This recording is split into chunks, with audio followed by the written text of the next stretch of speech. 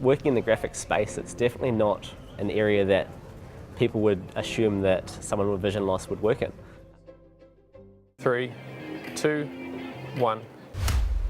At 6 p.m. on Monday the 29th of October, New Zealand tuned in to watch News Hub. Kia ora, good evening. We begin with a developing news story. Not realising that members of the crew who usually deliver the news had been swapped out for new ones.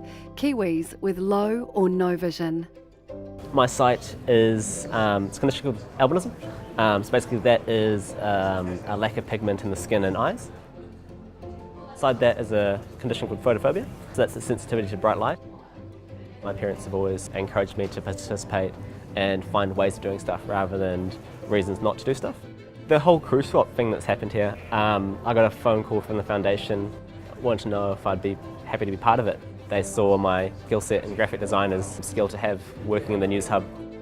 So I was sitting with their graphics team, working on some background supporting graphics, filling the space behind the presenters with a compelling graphic that ties in nicely with the story. Before I came in, they were sort of saying, well, we don't actually know what to expect, so we're being given this graphic designer that is vision impaired. We're not sure what he can or can't actually achieve. New research shows the number of Kiwis living with low vision. They're sort of saying that seeing the work that I do has actually changed a bit of their perception as well, which is really positive.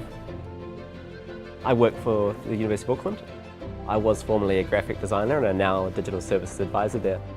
A lot of how I've sort of developed and achieved so much throughout my life to date has sort of been in part to the foundation.